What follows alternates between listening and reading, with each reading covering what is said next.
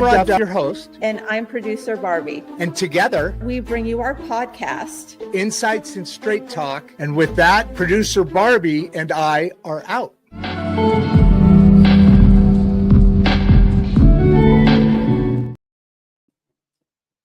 Oh, shoot, I hit fade to black. I'm trying to get a little bit better at the incoming. I got some advice to not shock people so well with my ugly face here and just kind of fade to black back in.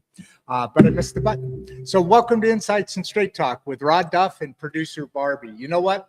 If you're joining us live, welcome in. Come on, have a seat. Grab a seat anywhere. We're here for you. If you're watching later, you're still on time because today's conversation, honestly, today's conversation lives right at the intersection of something a lot of people are feeling, but not always hearing named, okay? We live in a moment where opportunity is talked about constantly, right? I mean, but access feels thinner than ever. Everyone's selling freedom, remote work, side hustles, AI, entrepreneurship. Yet at the same time, people are more cautious and overwhelmed and more unsure of their next move than they've been in decades, right? That's not a motivation problem, right? That's a navigation problem. Most people don't fail because they lack drive. They stall because they lack clear mentorship, real exposure, and honest pathways that don't come wrapped in hype. That's why today's guest matters, because instead of becoming another voice telling people what they should do, Daman Grewal, I forgot to ask you that, by the way. Am I pronouncing your name correctly, Daman? Thumbs up or thumbs down? Okay, so not a great one there. We're going to work on that name. We had a little technical thing go on, so we got a little bit of a late start. I'll get his name correct. I'm Daman. That's how you say it, right? Like a gray wall. All right, say it again. So Daman, and then you can say gray wall, like a gray color wall. Oh, so gray wall. Got it. All right, perfect. All right, that's who we're going to be talking to today. That was a little. I told them right before we went on, don't worry, we're not aesthetically perfect. Well, Daman Grewal, there it is. Along with his partners and his team, they built something pretty special. All right, they built something practical for what people can do. Daman didn't grow up with a roadmap. He didn't inherit some network. He didn't have someone sitting across the table explaining how opportunity actually works.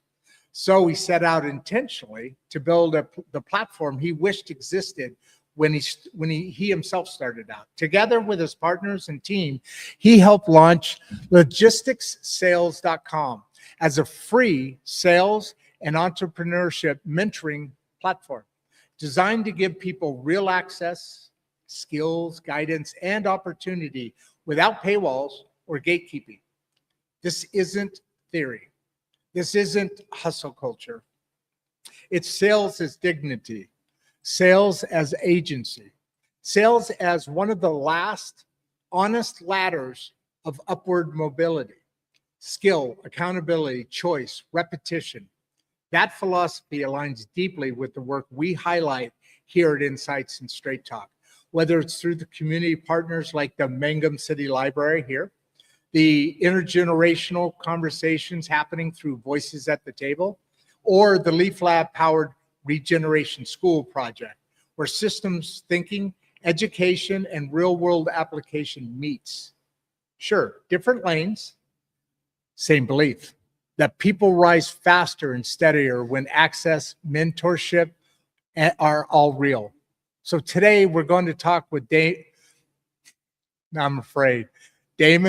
Grewal about a few things.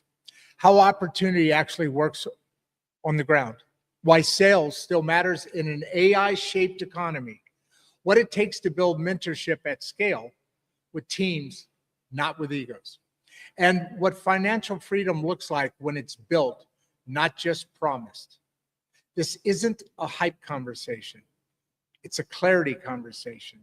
And with that, Let's bring Daman in. How you doing, brother?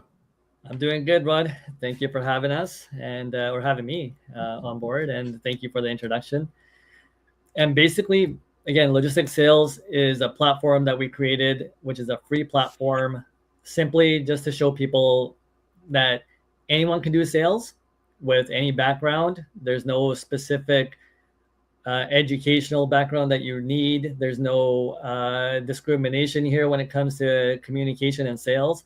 Anyone can do it, and we could just say that we would want to pretty much give people hope that anyone can have financial freedom if they're willing to put the work into it and follow us. Follow us and see that journey. We try to make it really simple for people so that they see that everyone has opportunities, and it doesn't have to be complex as I need to go develop the next AI technology, or I need to get on the latest edge of the trends that are happening today. It's a matter of what do you like, right? What do you see around? Hey, let me ask you this, and I want to get back into this because I want to see how this actually works, and how you can continue to do it with it being free. Obviously, there's more involved, but how did you originally choose sales?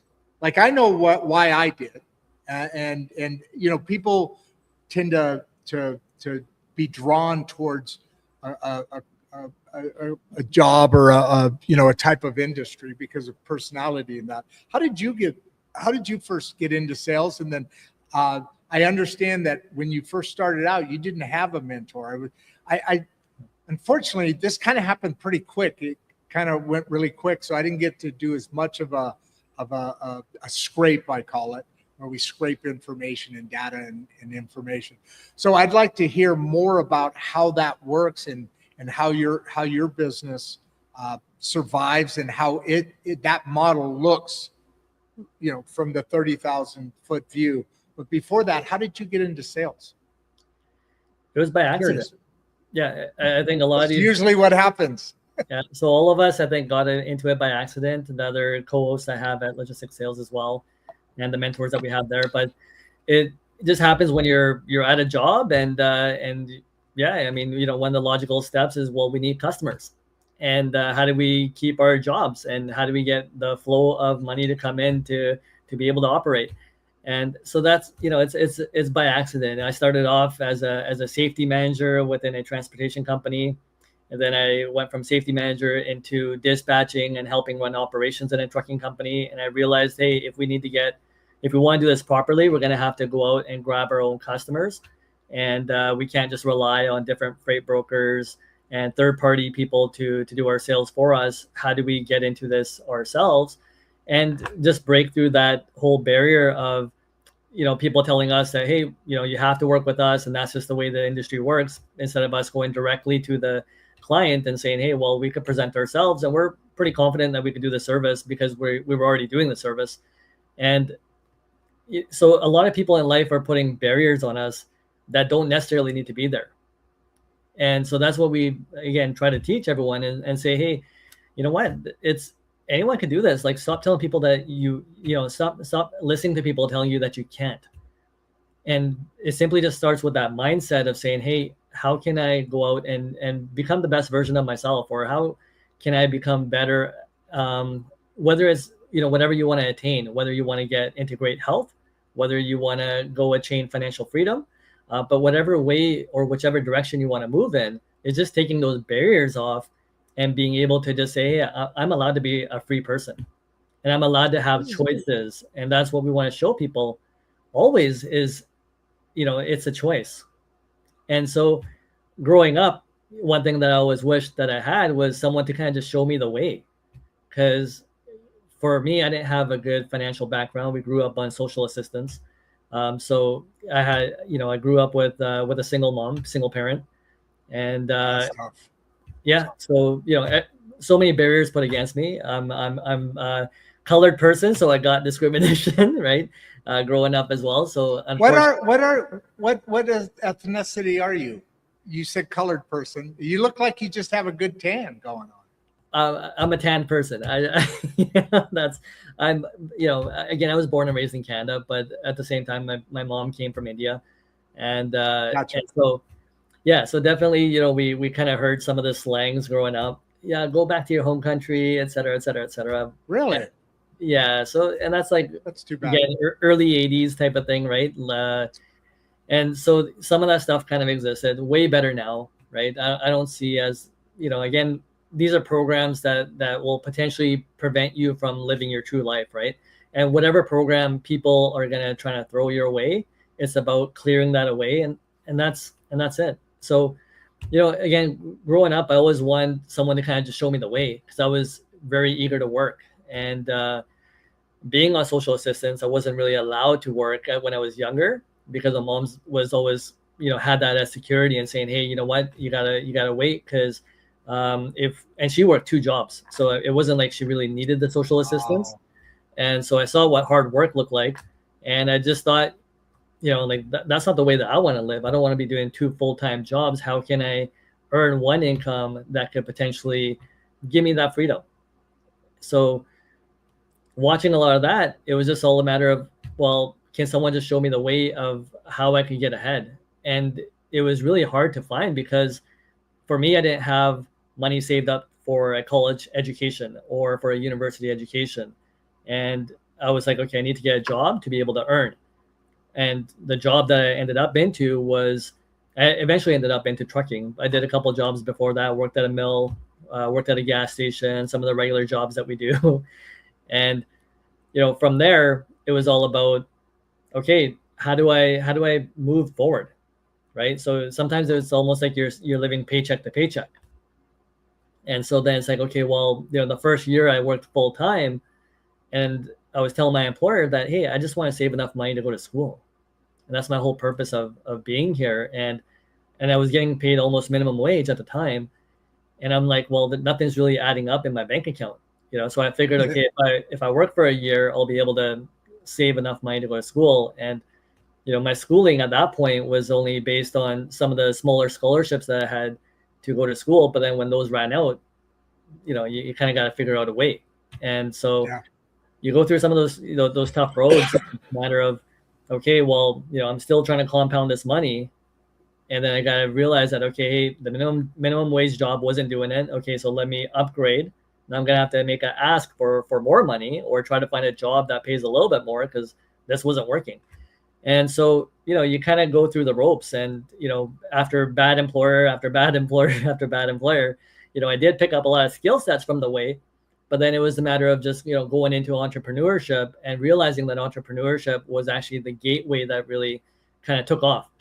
And, you know, similar, we were having this conversation, Rodd, as well, was, you know, once you get into this independent role, whether it's sales or entrepreneurship, it's hard to go back to being an employee again.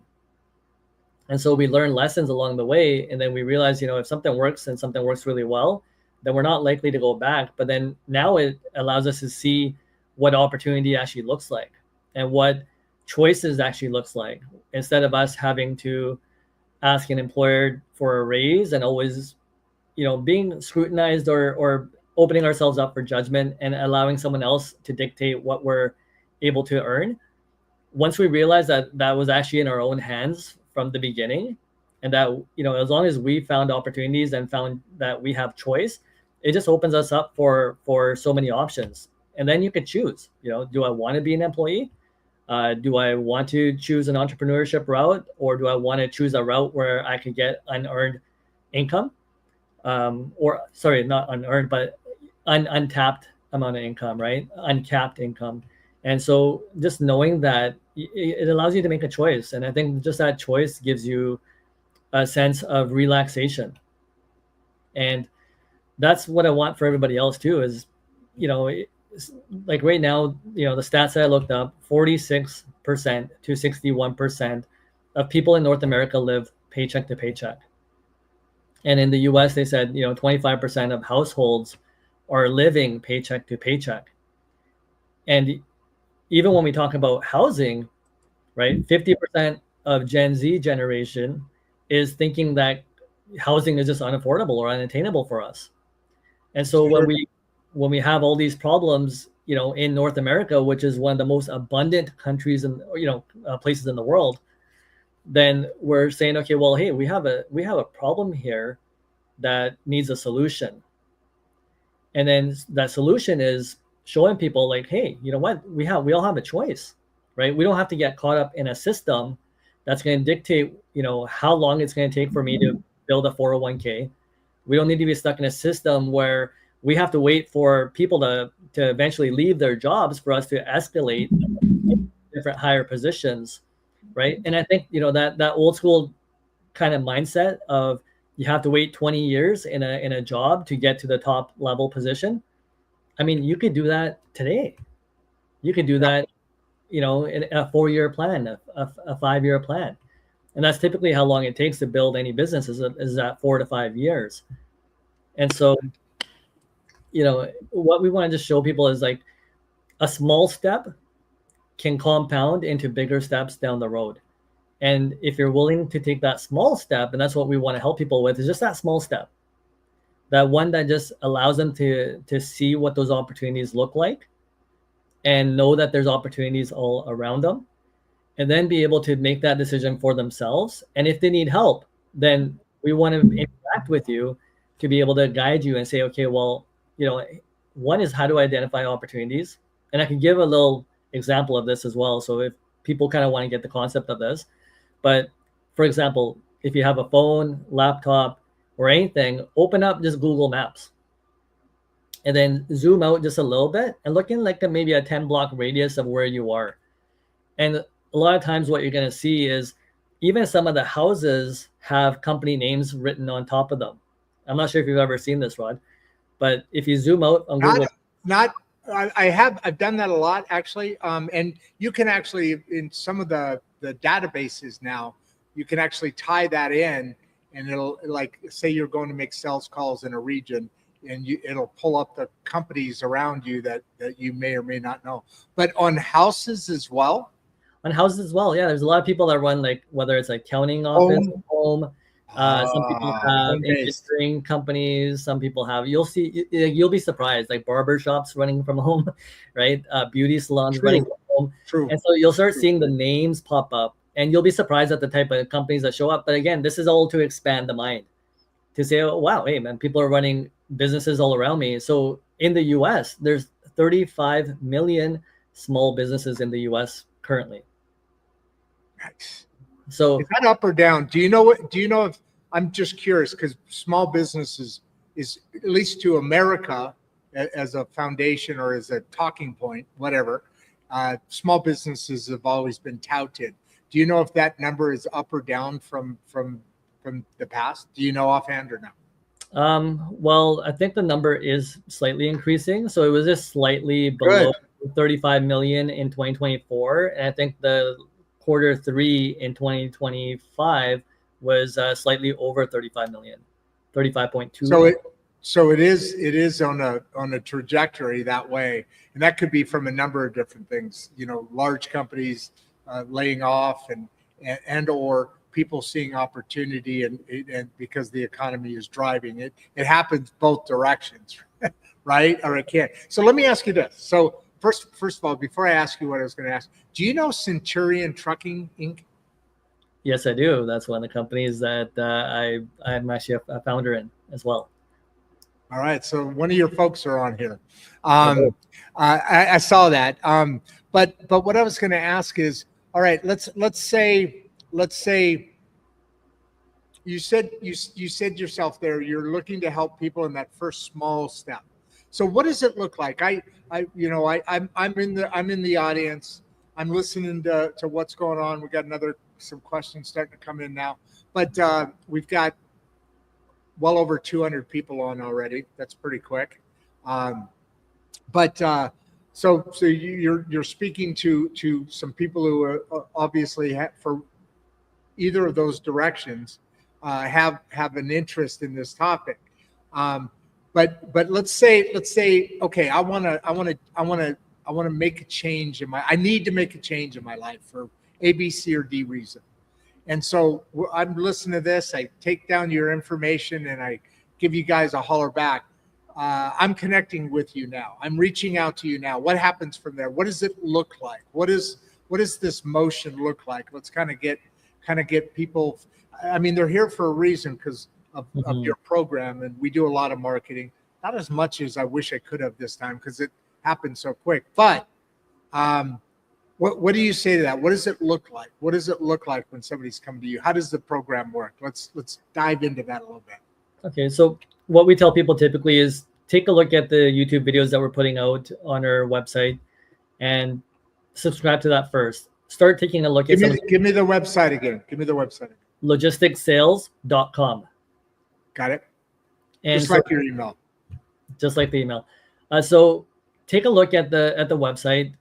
In the first episode, what we're trying to do is just kind of show you what opportunities exist in sales. The first couple, 2-3 episodes, we're just trying to take you through a journey just to see, does this resonate with you? And so one of the first graphs that we try to show people is the difference between employee and entrepreneurship. And so the employee line kind of goes almost steady like this. So this is, again, what I call is being in the matrix, is you're kind of given a pathway that you're slowly doing small increments in life. And so what entrepreneurship does, the line starts a little bit lower because you're usually starting for free is what entrepreneurship looks like. But then at usually about the 18-month or the 20-month period, now the line starts to meeting you over at the employee line. But then all of a sudden it starts to skyrocket this way. While this line is still staying here, entrepreneurship has the ability to kind of skyrocket you up here. And so it's saying, okay, well, hey, does that appeal to me? Do I want to, maybe which line do I want to be on? And you could be on both. You don't necessarily have to choose, but you could also choose both. It's a choice, right? So again, telling people that they have choices. And so what we're trying to do is just kind of expose them to those opportunities. And then the second episode, what we're doing is kind of like the example I was telling you about, is we teach them how to even just look at and say, okay, well, how do I know what opportunity do I want? Right? How do I know what my interests are? There's a, how do I start? We're not asking you to start a business, right? What we're saying is, hey, maybe just open up this. Our job is just to open up your mind. And then we're and that's what we want to do first, is just show people that they have a choice. And what choice does, it eliminates anxiety, eliminates stress. And then now you know that, hey, you know what? No one else is controlling your life. It's you. We want you to know that, hey, you know what? This is just one option. And this is just to make you start thinking about what opportunities exist that you may not have been open to in the past. And so that's all we want to do in the beginning, is just take you through that journey. But then we could take you as far as you want to go, ideally. And as far as I can take you is as far as I've been, which is, again, doing entrepreneurship. I've done hundreds of millions of dollars of sales, built teams. Again, so we could do that journey as well. And that's something that we were doing worldwide. And we were helping people across, different continents, different countries. We're doing it locally here. We're doing it in the US. So anywhere, like it's possible from anywhere and from any background. And I can kind of give you a couple different examples of this as well. So please do. Yeah. I'm really trying to see how this program kind of unfolds. And I'm hearing, so you're basically walking through a step-by-step process, sort of, not yet, not quite that, but your first step is just saying, hey, you have choices. You have empowerment. You have the ability to make a change. And here's all you got to do to start. And that's basically making a decision, but more importantly, kind of thinking, living your own life, living your life out loud, so to speak, thinking, okay, what would I want to do next? And we talk a lot about that on this show. And it's crazy because what you just said is why it's so tough to make that decision for so many people is because of our educational system.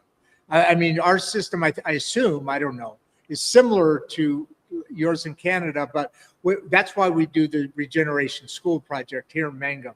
We are in the process of building a pilot program that has a 5th core subject, which, well, let's call it life for now, just a placeholder. Everything else, but school teaches you how to memorize, how to take tests, and math, English, science. It's great. That's awesome. But it really kind of moves people into the worker mentality, kind of we need support. We need the leaders, the entrepreneurs, the visionary, the vision, and then we need the backbone, the people that do the work, right? Just like the middle class, the great middle class of America.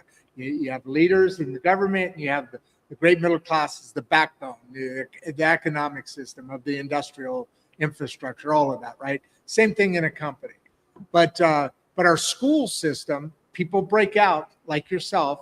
People break out, but it drives, doesn't it? Or do you believe this? It drives people to be that more work. We've got almost 400 people on that worker mentality. Isn't that? And that's what you're kind of rebuilding.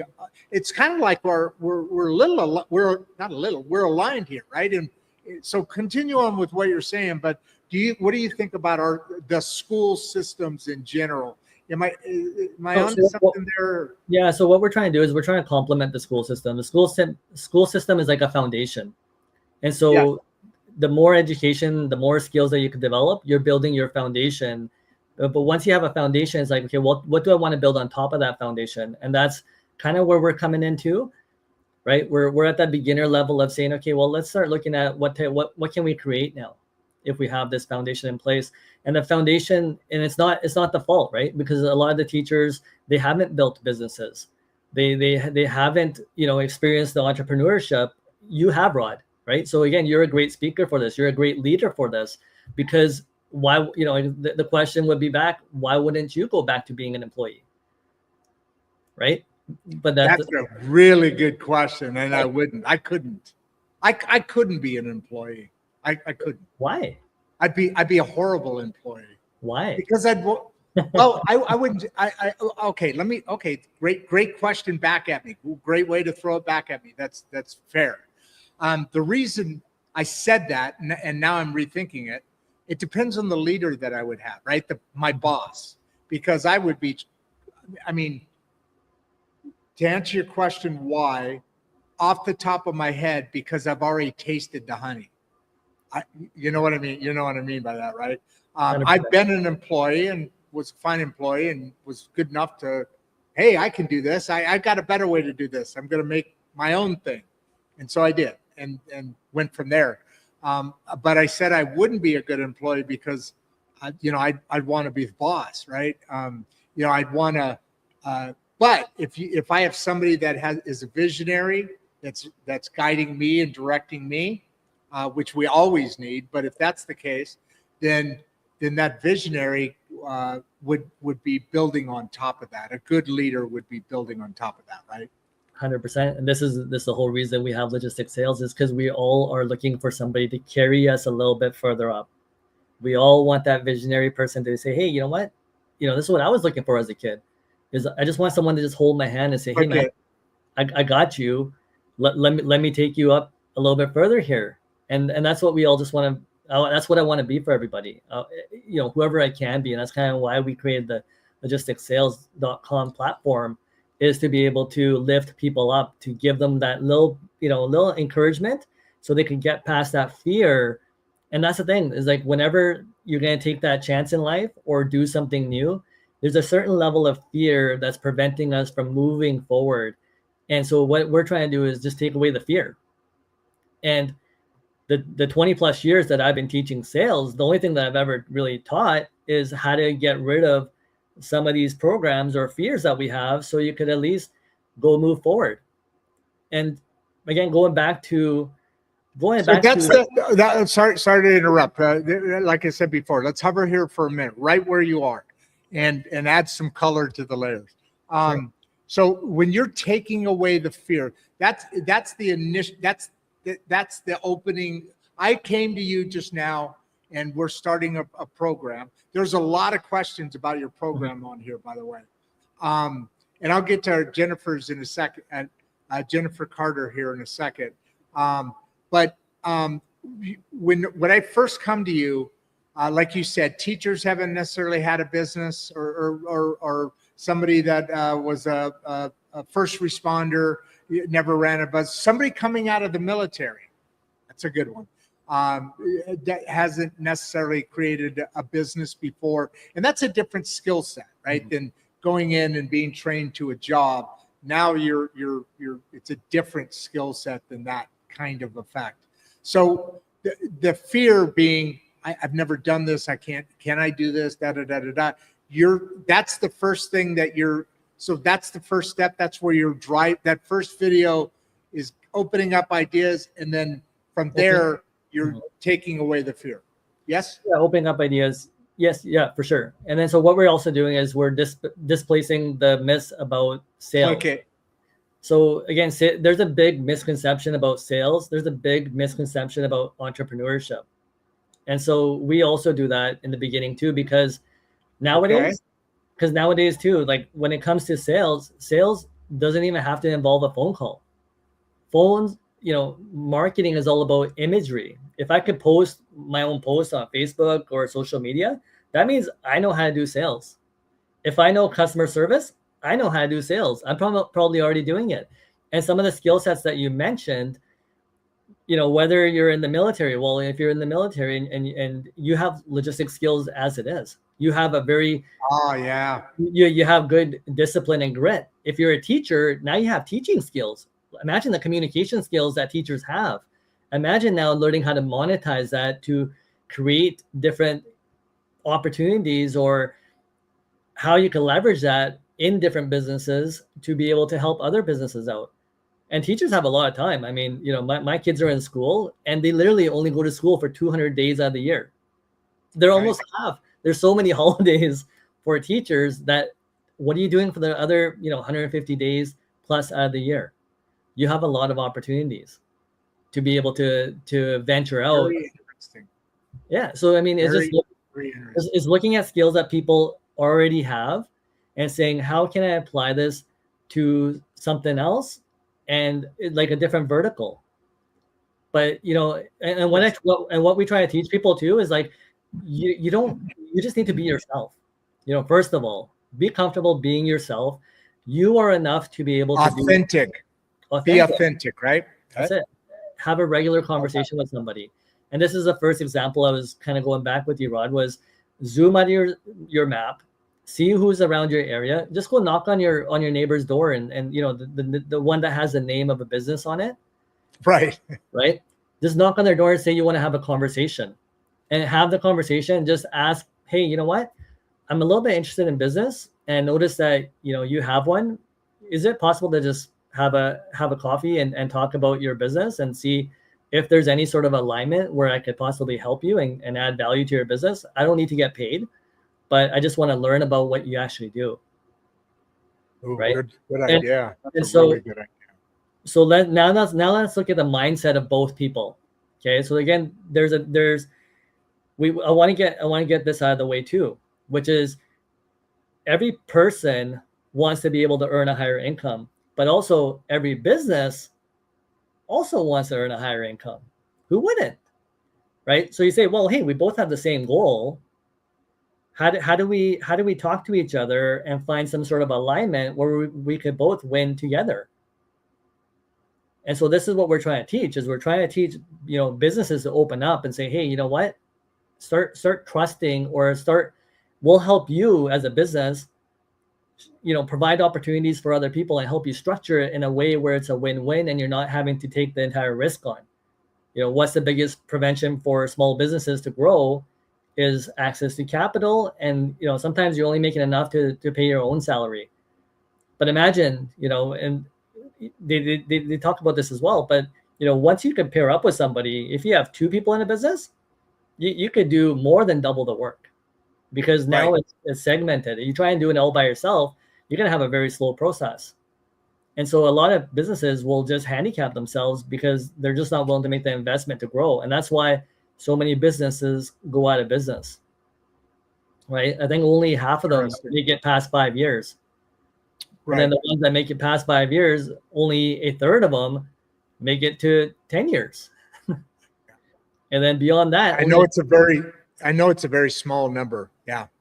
Yeah. And so, again, why do so many businesses go out of business? Because they're just unwilling to expand. And every business is limited to the thinking capacity of the owner. So when we talk about the vision of, same thing you brought up before, Rodd, was businesses, if the person's not visionary, the business is only going to get stuck here. It's never going to go anywhere. And what do you think is going to happen to your opportunities in life? Right? You're stuck with that business, right? Yeah, you got a ceiling on you too. So how do you break past that ceiling is when you start realizing, hold on, again, whose choice is this? Am I going to leave it up to this guy? Or do I realize that, hey, it's actually me that can choose, again, this is where school and education comes in too, because the more skills that I develop, the more I'm going to learn, the more that I can apply, and my thinking capability goes up, which allows more opportunities to come in. For example, right? If you learn computers, well, that's going to open you up for a lot more opportunities, right? If you learn communication skills, that's going to probably open you up for a lot more. Instead of just, being technical on the background, now you could be in the forefront because you have communication skills. So the more skills you add on are going to allow you more doors of opportunity to open up for you. And so let me ask you that. By the way, I didn't get to tell you this when we were, and I noticed you hesitate. You're really good at stopping when I want to stop you. I appreciate that. But when I say click it, shouldn't have said that. The automation in this system for StreamYard, I just added this.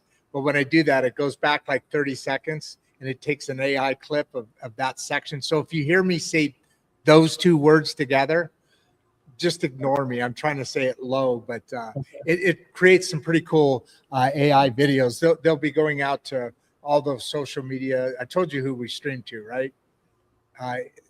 All the different 5 people that we stream to, or 5 platforms that we stream to. Yeah. So Jennifer asks here, you were just talking about adding skills. This is specific to sales, but what skills matter most to someone brand new to sales, specifically in sales? What are the skill sets? I know this answer, but what is your answer to that? Definitely, it's communication would be number one, and that's, again, it could be a slower process for that, depending on where you are with that. And it's just, again, getting comfortable with yourself, getting comfortable with clarity. And I don't want to discourage anybody if you don't have the right skill, because no matter whatever level of skill level you are at, you will be able to do sales. And sales is something that, again, taking the whole stigma out of sales away too. We don't teach the Wolf of Wall Street type of sales. We want sales where you can face yourself in the mirror tomorrow and you're happy about the person that you see. And when we also teach sales, it's also out of service. How do I be in service to people rather than asking people for something? How can I be in service? It's a giving approach, not a taking approach, right? So again, it's a very different way of sales that we teach. Again, the partners that are with me in logisticsales.com, we all come from a service giving first background. And that's the way that we say, and I was watching, for example, Mr. Beast yesterday. He's a super, super great example. His company now worth $5.2 billion, but he's done it all based on service, providing entertainment to people, giving away crazy amounts of money to people. And look, when you start giving, what do you think's happening? Now you're stacking, right? Because you're giving and you're realizing that, hey, this is actually a formula that, the more I learn how to, give from myself and add value to other people's lives, the more it seems to be coming back. Rodd, same with you. I mean, if you have 200 people online right now, that's a great way to give. 400 people online. It's amazing, right? But, it's your giving first. Right? It's a giving way, but what's happening is, again, it fulfills our heart. And when we fulfill our heart, now we're vibrating at a higher level. And when we're vibrating at, that higher level, now we're connecting more with people, right? And so this is what, you're a great connector, Rodd. And this is something that, again, the reason you're probably doing this too is because it probably fills something right inside here that makes you just feel amazing every day to be able to say, hey, I just want to add to people's lives. That's what I want to do. Producer Barbie she and I talk all the time. We've been together 20 some years, and we're not together, but we're better friends than partners, personal partners. But anyway, we were talking, oh God, must have been about a month ago or so. What you just said hit me because, I built a machinery business, started out as a manufacturer's rep, if you know what that term means. And through that was able to generate enough income to go buy a installation company, which I then turned into a machinery building business over the 30 years and then I wound it down. But she told me she made a comment one time and she said, Rodd, the machinery business you built, that was because of your ego. That's what drove that business. That's what drove the success that it had, but that's what drove it. This show is from love. You're doing it for love. This is your mission. And it's two different things. And you just hit home with what you were saying in that, because I am. This is a more of a giving effort. We've got 20,000 subscribers in a year and a half, 1.5 years. I started this September 17th in 2024. We just turned 2026, but more than halfway through the year in 24, we started our first show, and the message has caught on, and it's just blowing up like crazy. But it's because of the authenticity, right? I mean, I came to a point in my life where I needed to make a change because of some mental stuff, some things that were going on, and this whole fake thing all came off. I became more authentic, and I'm a different person now, and still doing sales and marketing, but from a different lens, from a different focus, from a different angle. And you're right, it does happen, and life does change. It's funny what you're saying. You talked about vibration, the energy, right, in your body. It goes out 6 feet, right? The energy, and that changes when you change. So many of the messages you talk about are exactly, I'm glad to hear this. I'm glad to see this, because we use this, we're very aligned. It's more aligned than I thought we would be. You're going to say something. I see. Yeah, I just want to kind of go back, like even machinery sales. So that little shift, right, of saying, okay, how can I be in service here? How can I help other businesses succeed because of the machinery that I'm selling them? And again, Correct. when it becomes service based, instead of feeling the stress of, hey, I have to hit numbers, right? It could change the whole dynamic of that entire process of making, again, if there's a need for it, right? Again, we're trying to identify the need, and then we're also trying to say, okay, well, how can I help that guy succeed, right? Because if that guy's business takes off, right, then my machinery business is going to do really well too. And then how many more people can we get into this type of machinery, right? So depending on who your client base is, and also saying, okay, who do I need to educate maybe, right? Or how can I help people find more leverage with these machines to be able to earn more and to be able to generate more, right? So if I find those solutions, and this is kind of what we try to teach too, is let's take a look at the current audience or current customer base. Where can we expand? Is there different avenues? Can we look outside even our state? Can we look outside to different industries, right? What other verticals are there? And so, again, it's just expanding, right? Like we're becoming into a global marketplace. And for example, we had people that were like, there was a gentleman I was teaching in Bangladesh, and in Bangladesh, he was really good at writing emails, not so good in the English verbally, right? But he set up meetings with Home Depot in the US with their head office, and Target, which is one of the largest retailers in the US, multi-billion-dollar companies. And here's a guy that we're just kind of coaching from Bangladesh. And I jumped in with a meeting in Target with him. And, again, I took over a lot of that meeting as well. But, at the end, he got his opportunity to speak. And then I was like, so when he's speaking, the English was very broken, right? His email skills, amazing, phenomenal, right? But when it comes to his verbal skills, definitely need a little bit of work on there. But you know what? The guy from Target was so intently listening to him that it didn't even matter how he was speaking, right? Because the messaging was there.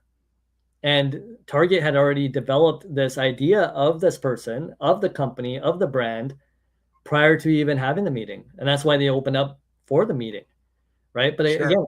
so when I look at these type of situations that I've been, physically a part of, who am I to pass judgment? Who am I to say that somebody can't do anything when I've been proven that they can? And again, that's what we try to teach with everything that we do, is that anyone can have a conversation. And it's just, if you don't have a fear filter, because you're making things bigger than they really are, and you don't realize that people are just human on the other side. And the guy from Target's wearing a hoodie, like we're in the meeting, he's wearing a hoodie, he's laid back, he's probably working from home, right? And it's just a normal person. And so you just, again, what are you making up in your mind when you think of one of the biggest retailers in the US and how corporate this guy must be and everything else? But then you're like, oh man, this guy's like so laid back. And you know what? Very professional, very humble, young kid. And yeah, it's just a conversation, because we're just trying to get to alignment. That's all it is. And if we can help each other, then it's a great fit. I see this mentorship, this change of mindset that your journey, your message is on. It's interesting. It's very fascinating. And going with that, Branson here says, how does free mentorship actually work on your platform? Kind of where we started digging into this. Can you add to what you're talking about here now and kind of layer on top of that for Branson here for me? Yeah, for sure. Yeah, like I said, first steps, just take a look at a couple episodes, see if it resonates. After that, what we want to do is be able to help you have some of those conversations. So if you pick an industry that you want to maybe get involved with, and you're kind of stuck for, okay, who do I approach? What do I say to them? And how do I actually make this real? And so those are the questions that we want to be able to help you with. And that's just, again, you could either respond to one of our posts. You could try to get in touch with us. We'd love to have even a one-on-one. If you're open to us recording the meeting, then I'd love to have a 20-minute session of just saying, hey, you know what, how can we explore different opportunities? And again, no cost, right? 100% free. Yeah. I don't want to charge for anything, but I just want to be able to help you move to the next step. And the only thing I'm going to ask for in return is that if I'm able to help you, you help somebody else, right? Don't just pay it forward, it kind of thing. Yeah. You know what? And then it's about, like they always say, business is a spiritual game. And so if we believe in help thy neighbor, then I want to try to build communities where we're helping each other. And that's the main purpose behind it, is that how can we just, one, put our hand out first, let us be, that's the mentorship, right? The mentorship is, hey, let me pick you up first, right? Let me try to get you successful. But if I get you successful, hopefully you'll pick up 2 other people, right? Or at least one. And that's the one request that I always have is, hey, if I'm able to help you, help share this knowledge with somebody else and try to pick somebody else up, right? Because again, it's how do we build communities? How do we, and something that we keep seeing over and over again is that the larger corporations keep taking all the smaller to medium-sized corporations, and they're going to have monopolies on a lot of different businesses. And what that's going to do is it's going to keep the middle, the small guys out. But then what we want to do is try to build the small to medium-sized companies up, right? Yes. Is another kind of mission that we want to have. And again, realizing that these guys need help, because if they want to compete with these bigger companies, these guys are going to need some help. And so that's where we want to help you build those relationships with them and expand both of their minds, because the big guys already know how to do it. They could afford consultants. They have roadmaps. They already have the blueprints on how to scale and how to scale fast. They have outside money coming in, right? But again, how does a small guy do it? And so again, it's helping each other. When you help each other, everybody succeeds. When you're creating barriers against each other, it's going to be a very hard time. So again, what we want to do is just allow you to have that conversation, allow you to think about, okay, what is it actually, like, what is sales? How can I help? Can I help in somebody's social media? Can I help in somebody with customer acquisition? Can I help them see different verticals? Can I help them get into different states even? Can I expand the territory? So again, what we help do is we'll evaluate the type of business that you're going to go into, and understanding again how their flows work. Wow. Are they getting paid right away? Are they getting paid 30 days out, 60 days out? How does that work? Explain the cash flow. Because a lot of people are going to say, hey, I want more money. But if you don't understand how that money is being generated, for example, like look at all the strikes that have happened in the US. I think there's in the last since 2024, there's been 31 major strikes, which is people over, corporations over 1,000 people. And so a lot of people are looking and wanting more, but they don't really understand the mechanism behind that. Where's that money actually going to come from? And if the companies aren't able to generate, then how are they able to pay it? So again, if we create structures that again, answer those questions and can have money flow coming in and then be able to disperse that between the people that are able to generate it, then you have win-win situations. Now the company can afford to do it, right? And the place of asking is not unreasonable, right? Unreasonable is when the coffers are topped off and there's nothing else coming in. So everyone's pulling at the same piece, trying to stretch it as far as possible, but it can't stretch, right? And there's another analogy. I'm not sure if you've heard of this one, Rodd, as well, but and this is something for like entrepreneurs to think about. Is like you could own 100% of a grape, or you could have 10% of a watermelon, right? Watermelon. Yeah, and you see how far 10% can go, right? And there's some of these stats about what percentage was it that Steve Jobs actually owned of Apple, right? But what was it worth, right? So many people get used to holding the grape so hard that they just think if I let go of this, that's it, I'm done. Good point. Good. Excellent points. Excellent points. Yeah, we're really behind on questions, so I do want to make sure and hit on some of these before people start. I mean, we've already gone an hour. I mean, that went by really to me anyway. It seems like it's gone by really, really, really fast.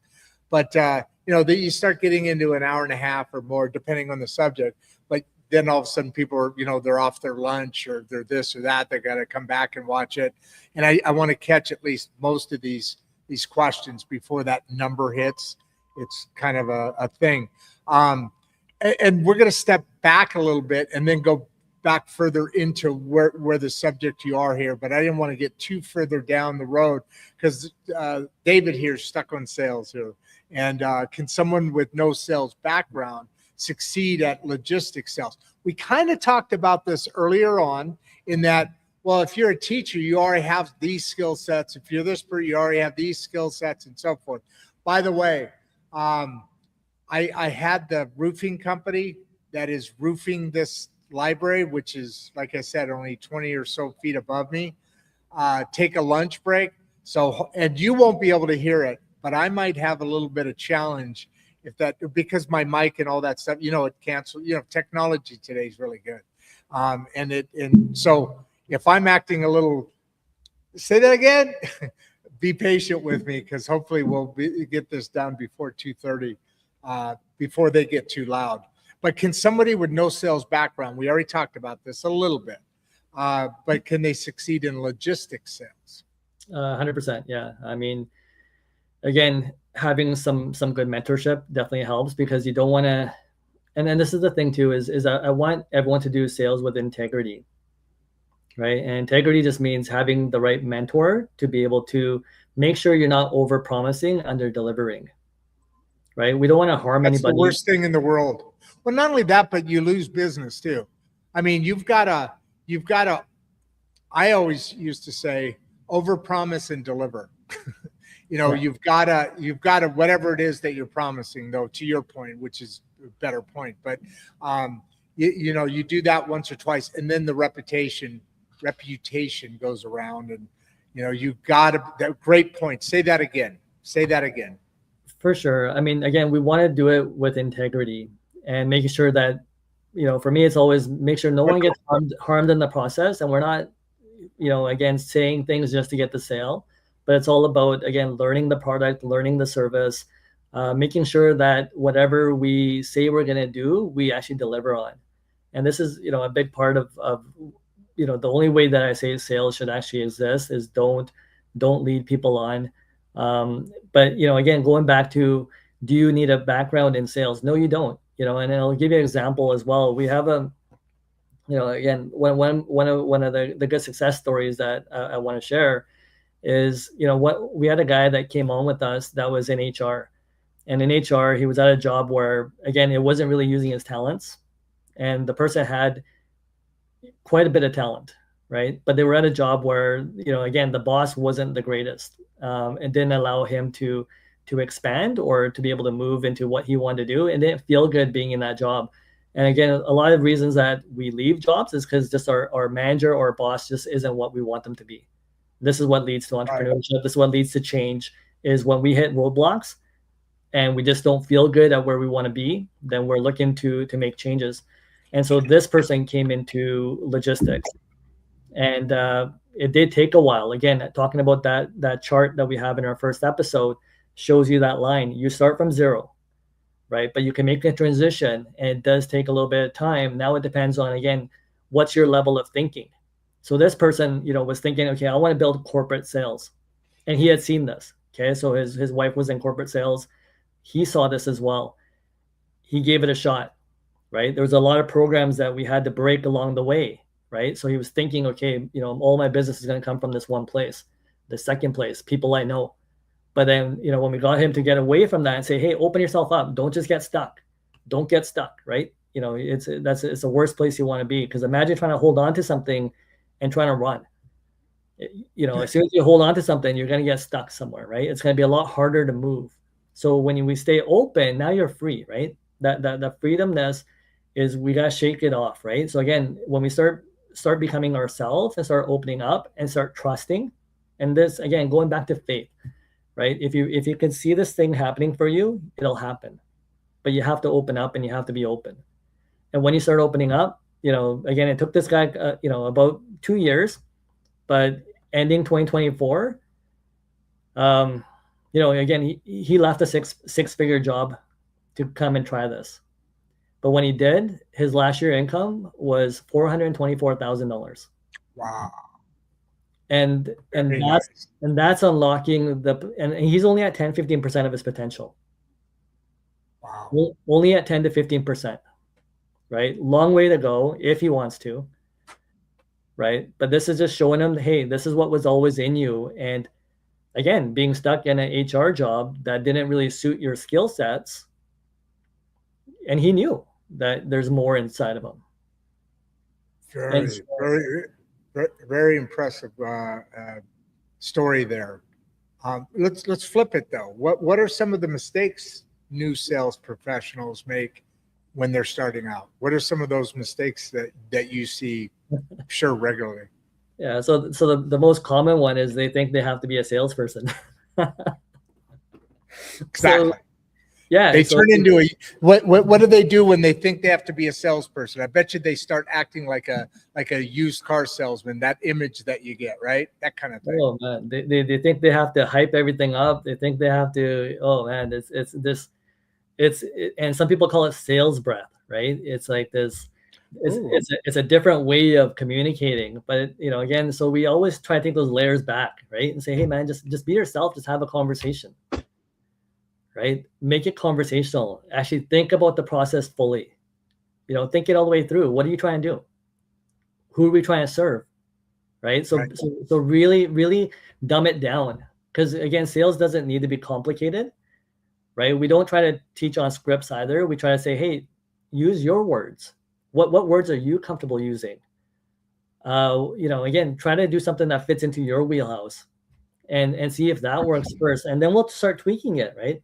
Oh, hey, maybe you're pitching to the wrong person when you start calling, right? Yeah. You're pitching to the secretary. Hold on, why don't we understand people's positions first, right? To see who they are before we start pitching. And so, yeah, there's a lot of nervousness that comes associated with sales.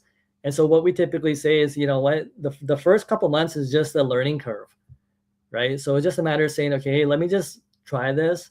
Let me know that it's a process. Let me get the jitters out. And people that are really good at customer service have no problem doing sales, because they understand the person, right? And they understand, okay, hey, you know what? Let me listen to the person. Let me get some, some insight from what they actually want.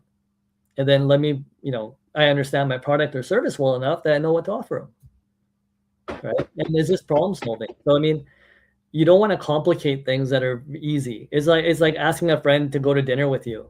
You're just asking them to go for dinner. You don't have to make a whole story for it, right? Right. Good point. That's a good point. Hey, well, I want you to read that. We're well over an hour now. That's crazy.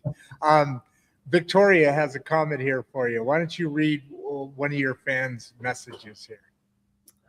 Thank you for bringing Daman on. Such an inspiring mission. Thank you so much, Victoria. Appreciate that.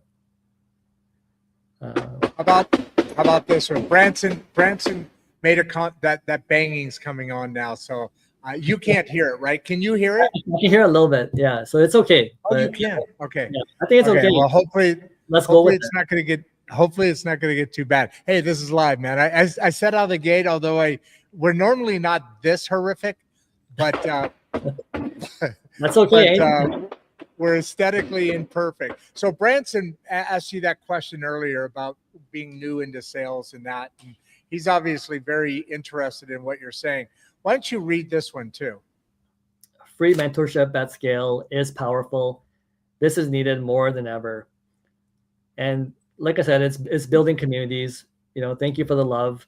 And that's all we're trying to do is just spread the love, right? Like how do we, main thing is how do we just pick each other up? Right. And I just don't want people feeling like they're stuck in life. Right. And that's always just goes back to that moment, right? When I felt stuck and I felt like I didn't really have a choice. And, sometimes like same thing when we have bad experiences in life or something comes up, we just don't want to feel like we're stuck or be in that position where we're living paycheck to paycheck. And then we have to take care of a family member or we have to take care of a loved one. Or anything can come up in life, right? Where again, our finances are tested. And I don't think that should happen to anyone, honestly, right? And we're, again, grateful to live in an amazing country where we have social services available to us. But that, on the other side of that, again, it's that feeling people have. And so as long as people don't feel stuck, they're going to be a lot happier. Hope everything's okay there. Whoa, did you hear that? Is there some major construction going on? Yeah, I thought something fell in. I thought something fell in inside here. There, it sounded like a bomb going off. Sorry about that one. It's funny because your approach, mentorship approach here, your journey here, your approach is quite interesting because we've had different mentorship programs, and we talked to this is our 470th show in that year and a half, and so we talked to a lot of people on this show, obviously, and what you're talking about now is next level because your lens, right? Your focus is on mentoring, but in a way that is outwardly bound. In other words, you're teaching people the skill sets that we're talking about here, but you're also teaching the approach and the mindset that needs to be altered because I doubt most people have the mindsets that you're talking about now. And I got to call out Bradley here because I made him a promise months and months ago because he comes on the show periodically, and I said, anytime you're on, I'm gonna give you a shout out, Bradley Pomp. I'm giving you a shout out. What makes sales the fastest path to upward mobility? And I'll add to that. I think it's also, isn't it the most? It's the most economically viable business in the world. If you're a salesperson, you're typically in the upper top in income. You know, it's one of the highest paying businesses, right? And again, Being a salesperson. For sure. And it's an option, right? Again, this is just one option out of many, right? You can get a good skill, trade. It can also pay you really well. Sales as an option, right, is always there because every business needs sales to survive. It's an important engine piece for every single business. Otherwise, a business cannot survive with no money. No. So Yeah. sales can be writing grants and getting money from government to come in. Sales can be so vast, right? Sales can be, again, imagery. Sales can be emails, writing. Sales can be podcasting, right? Sales can be anything that you want it to be. It's communication, influence. It's a different way. It's a different lens to see things. So there's so many things that you can do. You can make connections, right, with other people to help out in a business, right? So there's these connector pieces, middlemen in so many different areas that is also sales, right? So again, sales is so vast, and it's such a piece in every single company or business or charity, or again, like everyone has a sales component into their business. And the other thing too is when we talk about, you know, the upward trajectory, sales is one of those things that can give you untapped, you know, earning potential. When again, you know, a salaried person is going to stay pretty steady, where that commission base comes in is now you're able to compound, you know, whether it's 25% a year, 100% a year, it's untapped. And so that's the thing that you want to learn is, okay, well, hey, we all have untapped potential within inside of us. And so if you feel that you could, you know, you want more, you can. It's just a mindset. And that's it. And we just want to show people that, again, those opportunities are every place around us. And, you know, again, once you realize that, now it's a choice whether you want to do it or not. But, you know, if you get exposed to it, now you're comfortable, you know, whether it's going back to being an employee, right? You know, employee is a great place. There's not much headache. You don't have to worry about how to generate business. You know, there's peace of mind that comes with that. And so some people enjoy that. You know, sales isn't meant for everybody. And so the only thing that we're trying to do is just show you that there isn't options in life, right? And it could be molded to the way that you want it to be molded to, if you're willing to just stretch yourself and learn something a little bit newer. And so again, opening up to the possibility of it is again, the main purpose of what we want to do is just help people expand their mind. You know, there's so much so much opportunity in the places that we live, and even around the world, for anyone to you know, achieve whatever they want, right? And that's just the thing, is just putting it back over here and saying, hey, I'm in control of my life. I don't want someone else to be, right? And that's it. I'm not sure if you're still there, Rodd, but yeah. Oh, dang it, dude. Yeah. I am so off today. I'm sitting there talking to you, and I didn't even realize I wasn't on until you said that. So okay. There is so much opportunity today, and there's so much in what you're saying about the sales environment, and it's very fulfilling. Speaking of sales, Matt Walker here, the fixer, I told you about the machinery business that I built up over 30 years. He was one of my bigger customers. You ever heard of ITW Highcone? No, I haven't. ITW's multi-billion company. It's huge, gigantic in aerospace. You've heard of ITW, I'm sure. But Highcone is their. You ever get like a 6-pack of soda or beer or whatever, and they have that plastic 6-pack thing? Yeah. They make all of them basically around the world. And awesome. He was one of my customers, and he's that kind of guy too. Matt, if you're still on listening, by the way, he said, "Good afternoon, gentlemen. Good topic today. Good topics today." He lives in Illinois, and he is that kind of personality. He's in more of a maintenance and operations role, but he does so much sales day in and day out. Just in the meetings, you could talk to him, And he does that. He has just that conversational piece. And it's just about confidence at some point, because communication, the words are only 8% of the communication, right? It's the inflection, it's the tonality, it's the, talking quiet so people listen in deeper, or bringing a point to, there's that kind of skill set that kind of brings that next level into sales. And he's definitely in that role, or that ability of skill sets. Clive, are remote sales roles realistic in logistics?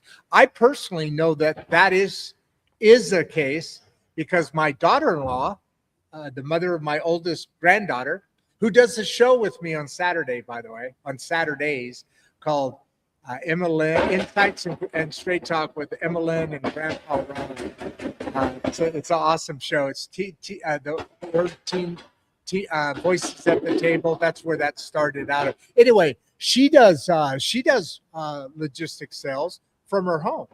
Yeah. I mean, it's around the world now. So I mean, there's remote teams, again, all in every continent that are servicing North America right now.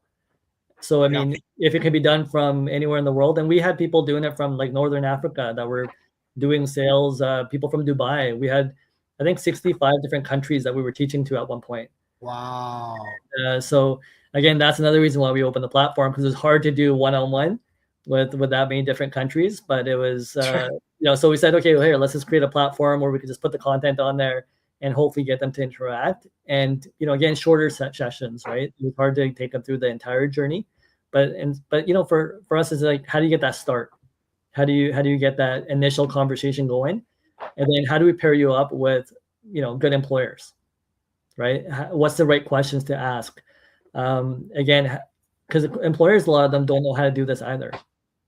Right? No. So we're educating both sides, right? And we're trying to teach you, the verbiage or the communication. I love this, man. To get into it. And so, again, talking about that little plastic thing that goes on the 6-pack. So again, what we do is say, okay, well, where does that plastic come from? Okay, plastic resins. It can come from plastic recyclers.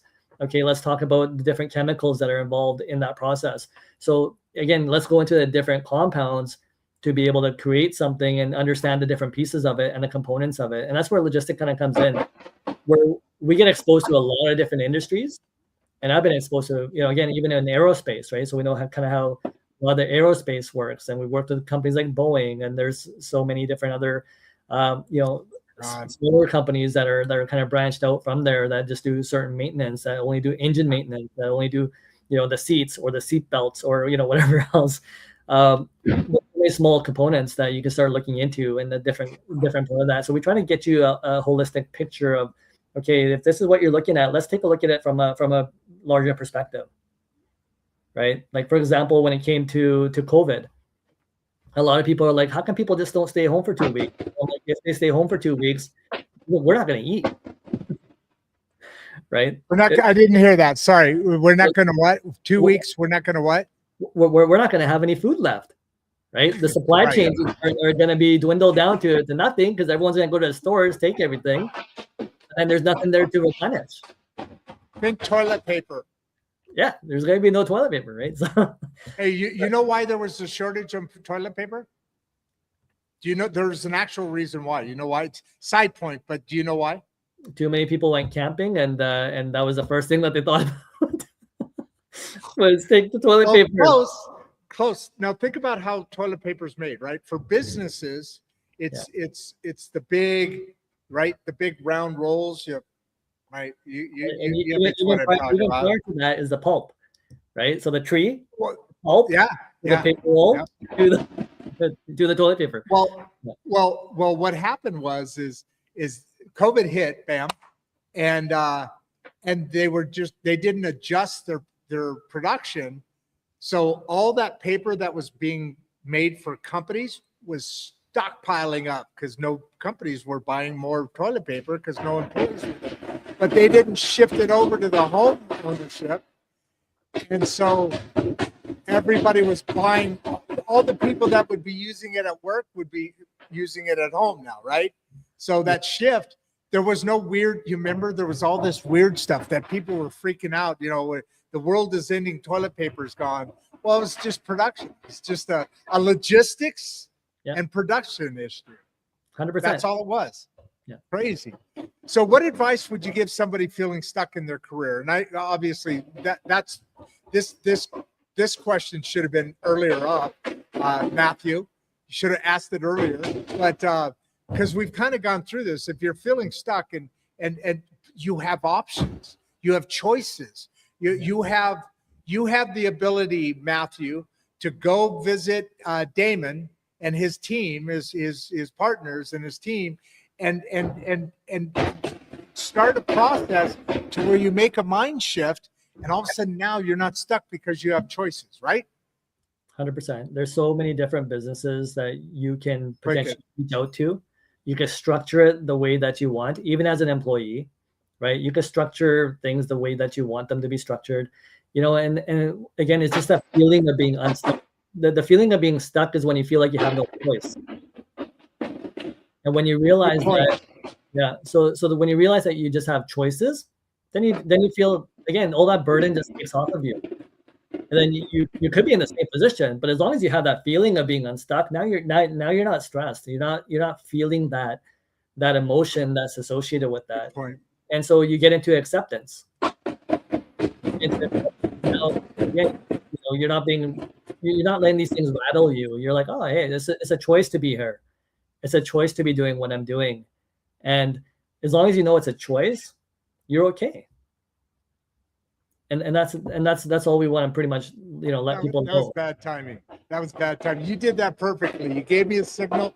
As long as you have a choice, you're okay. And right then I clicked to move over.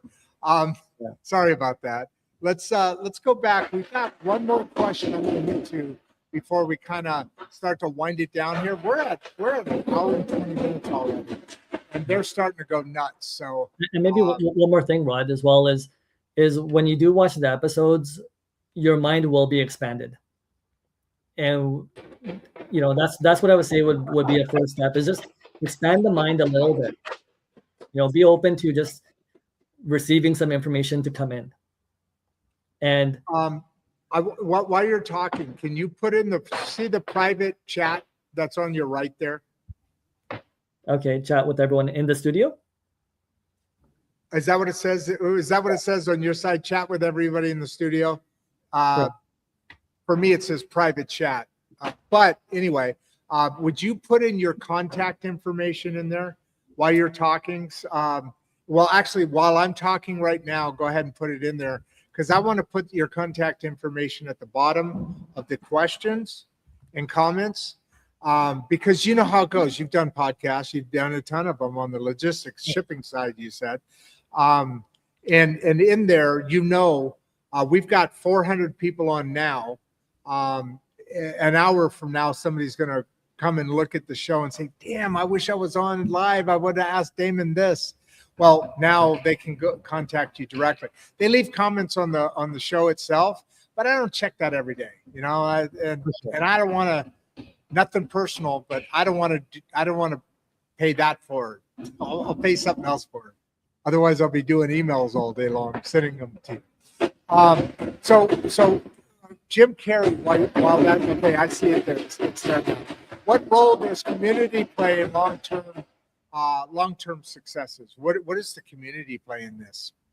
Yeah, if anything. Yeah, community plays a big part of it. It doesn't make you feel like you're alone in a situation. And if people can't understand what you're going through, they can't really help you. And so that's one thing that, again, we want to create is a community to be able to just give you that extra little support when people are going through the same thing and going through the same problems, and to be able to overcome some of those situations together.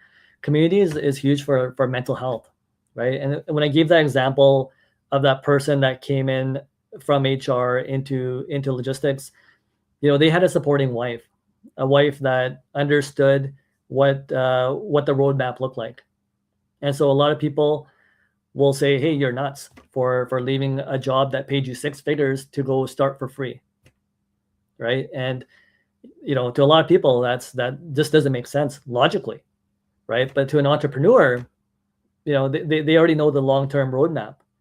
And when they know that roadmap, they understand that, hey, you know what, a little bit of risk here versus the upside on the reward is worth it.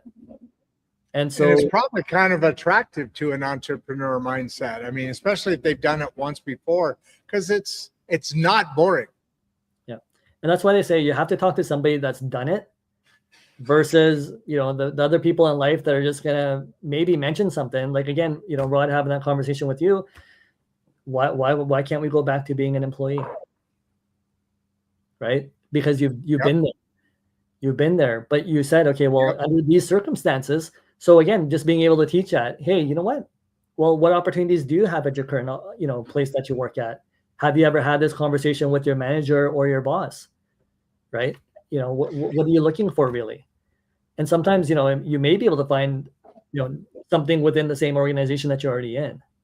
But, again, someone just hasn't maybe opened it to you, or someone never knew that you were interested. Right. Right. So I know for me, when I was at work too, you would just do the job that you were assigned and you didn't know how to ask. Right. Oh, hey, can I try a sales position? Oh, hey, is there any other opportunities? Or how do I even recognize opportunity? Right. So a lot of people just don't know. They're just, I was programmed in a way too, where my boss is going to dictate how much I make. If they like what I'm doing, then they'll give me a not really ask for one. I'm just going to, again, I waited that first year and, I said, yeah, I didn't save enough for my schooling and I had to make an ask and said, hey, can I get a raise? Or I'm going to have to just find something that can help me meet my goal. Yeah. It goes back to education and what you're doing is obviously, I'm Captain Obvious right now. What you're doing is important and matters in the world today, because people don't have agency, necessarily within themselves. And that's where a mentor comes in and builds that. And sometimes people need that. I think there's very few people that just naturally, don't panic about, when you're living, and 25% of Americans live check to check, you said. 25% household. But what's that? 25% of households, but 46 to 61% of Americans live paycheck to paycheck. Oh, it's 41 to, oh, okay. 46 to 61, 62%, depending on which you look at. So a lot of those, right. That numbers. But a lot of those households then have two incomes and still living check to check, it sounds like. If you do the numbers real quick, Yeah, depending on how they did their studies, yeah. Wow, that's incredible. That is bizarre. Hey, you've got 400 people here, man. You've held them for an hour and a half now. And so obviously this is an important subject and an interesting subject. Even some of my old customers are coming on and obviously maybe not so excited about the positions that they're in. But before I throw you in the green room, you're a big guy, so I don't mean that literally. I mean that figuratively. Before we do that, and I close out.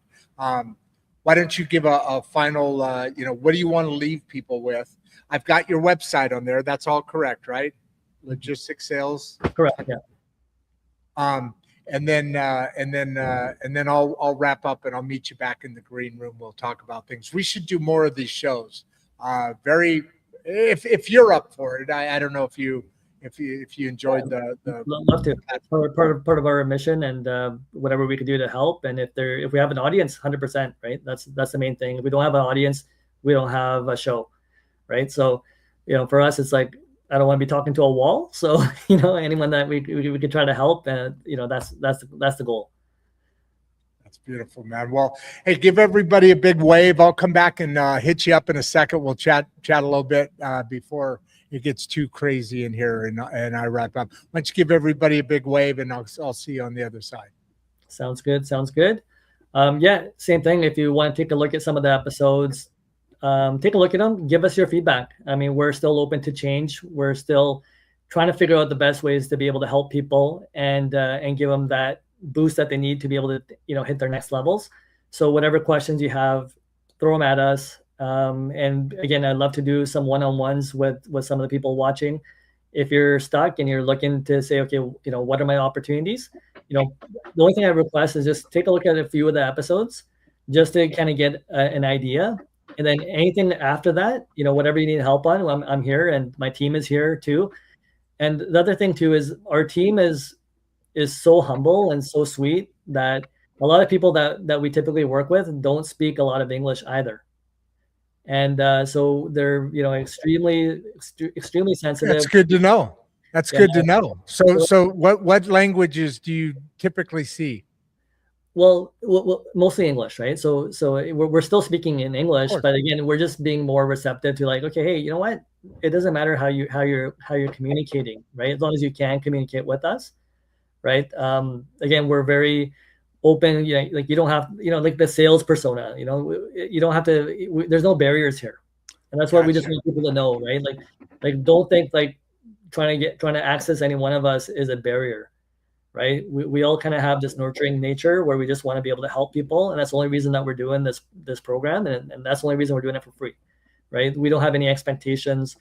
We just want to say, hey, what can we do as an individual to be able to help other people as well? And if, industry has already helped us, right? And that's the thing too, is if we've received help. Some of the people that I've done sales with have given me opportunities. And those relationships mean the world to me because they trusted me. Right? They put their faith in me. They put their business in me. And so how do I repay that? People gave me opportunities. I wouldn't be where I am if I didn't have opportunities. And so, it's that whole thing about, how can we raise each other up? How can we, help each other in any which way that we can? How can I repay some of the help that I've received through my life? Right? And that's it. Right. So we want to, again, be able to pay that back forward. And yeah, whatever comes out of this comes out of it. And, as many people as we can help in the meantime is what we want to do. And we just, again, want to just build a good community so that the feeling that you walk away with is that, hey, someone was there to help me lift up when I needed it. And when you're strong enough, lift somebody else up. And that's it. That's beautiful, man. Give everybody a big wave. I'll throw you in the green room and I'll see you in a second. Okay. Okay. Thank you. That was beautiful, man. Sorry. Well, I did get the thank you. I did click it just a touch too quick, but they did the thank you there, Daman. And before we wrap today, I want to land something here that's practical. What you heard from Daman Grewal and the work he and his partners and team are doing through logisticsales.com wasn't about shortcuts, right? It wasn't about hustle, and it wasn't about waiting for permission. That's the big one right there. It was about agency, about recognizing that most people aren't behind, they're just underexposed. Hang on a second. I'm sorry. I gotta let this hammering go down before I can't even hear myself talk there. So, all that in paying it forward and being part of a program that lifts up and helps people in their day-to-day lives is critical and it's important. And it's the kind of conversations we look for and search out for and go after each and every day here on the show, along with our partners at the Main City Library, which today is a very difficult place to be. But the partners that we have, please laugh. I mean, that's a new way of agile thinking, of agile learning, and a lot of what Daman was talking about today. So it's if you're a business, if you're an operation, if you're a place that's looking and you're part of the team, and you say, hey, that's kind of how we want to show up. We do have some limited sponsorship openings that we've opened up. They're limited because we don't want to take away from that message, and we don't want to water that message down too much. But if you're aligned in our messages, please reach out to me. Let us know what you think. And I had a much more of an ending close, but at this point, stay on after the outro video we're going to do here in a second. Stay on afterwards. You guys know I always do something goofy, and I'm going to try and do something goofy again. And in the meantime, this is Insights and Straight Talk. I'm your host, Rodd Duff, and we want to thank you for being part of the conversation, part of our community. 400 people that are still on listening to me blabber away. I appreciate that. I'm Rodd Duff. Before you leave, if you'd like to watch another one of the podcasts, click the first link in the description. We love having you here and we appreciate all your support. And with that, producer Barbie and I are out.